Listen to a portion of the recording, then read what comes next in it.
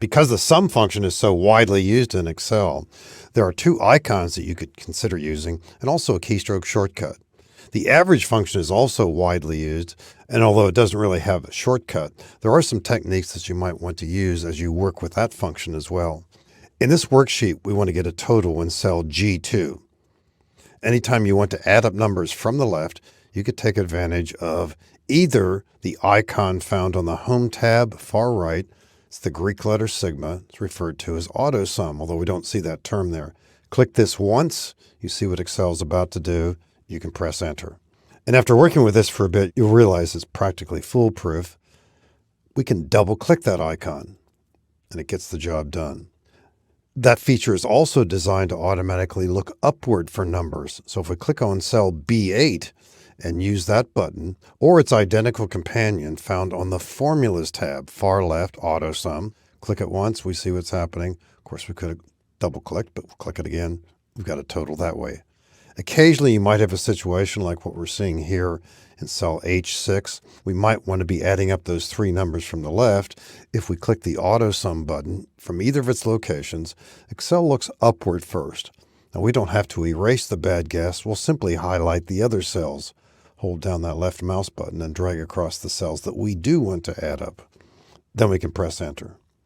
Now, in all these cases, we could have used Alt equal. I'm going to click on cell G2 and delete it. I'll press Alt equal, shortcut for AutoSum, and enter. So we could be using that at times as well too. We also have a list down below here where we want a sum in multiple locations. We can highlight those ahead of time. And when we do, we need only click AutoSum once. Or if we prefer the keystroke shortcut, I've deleted these entries. I'll press Alt equal. We get the same totals. So both of those are reasonably fast. If we wanted totals on the bottom, we do the same thing. But what if we wanted totals on the bottom and on the right side? We could highlight the data this way. And then, if we click AutoSum from either of its locations, we'd get our answers on the right side and on the bottom. I'll double click one of these on the right side. We see what's happening. And another one, adding numbers from the left. And here, adding numbers from above. Each time I'm double clicking. And in that lower right corner, as I double click, we're adding numbers from the left. So that's quick and easy too. Now, I'm going to press undo to undo my last action. And then go back to that AutoSum button. Click the little drop arrow and choose average. And now what do we get? Averages in the same way that we got sums, but they're, of course, from the right side and from the bottom appropriately. The average function can be used in situations, and what we're seeing here on the screen is similar to what you might have seen in a previous movie. We're adding up numbers from above, getting an average this way. And nothing wrong with that. But the average function is clearer, and when you see the word, you know immediately what it means.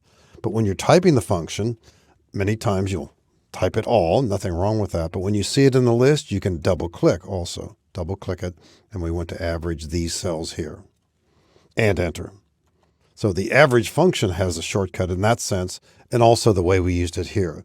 But more often than not, the sum function, which is more widely used, has those great shortcuts. The AutoSum icons, and the keystroke shortcut, Alt equal. Excel has over 500 functions. And if you've been following this course movie by movie, what you're about to see right now would be a huge leap. And I'm doing this for informational purposes to point out that among those many functions, a widely used category of functions is what we call a lookup function. You might have heard about a function called VLOOKUP. In recent years, it was the third most frequently used function according to Microsoft. It has a companion called HLOOKUP. A new function introduced just 2 years ago, and ultimately it is available to all Excel versions, is called XLOOKUP.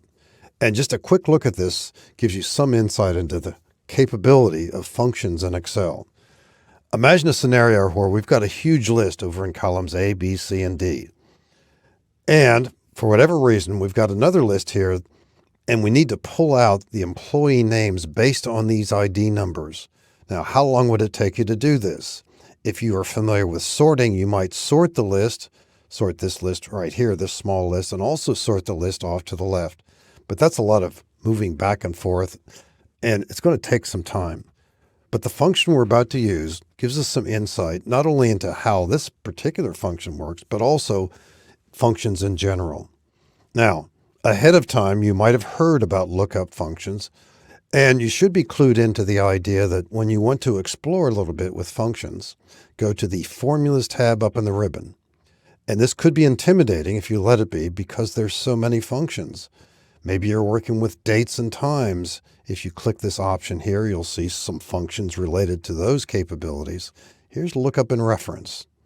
And there's a bunch of them here too. And at the bottom, we do see XLOOKUP, but you just don't have the time to do that. And why would you do this unless you're clued into something? And that can look pretty intimidating too. But let's talk how we might use it here. We simply want to find this ID and then pick up the employee name. So I'm going to use a feature in the lower right-hand corner. There's a slider bar there. It's called the zoom factor. I'll click plus a few times and then scroll up and to the left so we can see this a bit larger. So I'll be using this function called XLOOKUP. And when you start to type function names, as soon as you see them in a list here, you can double click as I'm doing here. So we want to take this number right here, comma, and we want to look that up over in column C. So with the mouse, I'll click on column C, comma, and when we find a match, and it's not guaranteed that we will, but when we do, we want to get the corresponding data out of column A. So I'll click column A. Now, when you're writing functions, often you'll see these little pop-ups off to the right. You'll see different options. It gives you clues as to what you might need. And again, that's pretty overwhelming if you haven't worked with functions just yet. So in this particular example, all we need are those three entries. We're looking up this entry here in column C. We find a match, we get our answer from column A, and there it is right there. And that particular person just happens to exist down in row 10, and we can see how that matched up. And we would do that for the others, and we don't even have to write this all over again. We'll simply drag this fill handle downward, and we've got a whole bunch of answers, and all of them were found. And you can imagine how that might work with larger lists. We could do the same kind of thing right here.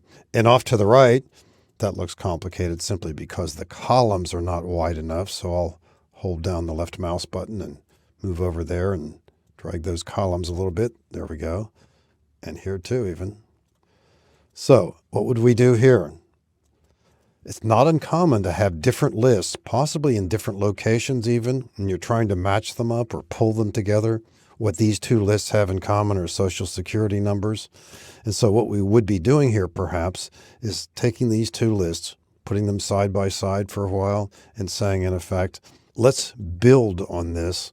Let's use that XLOOKUP function, take this social security number, look at that data on the right and bring in the employee name, maybe the department name and others, turn this into a single list.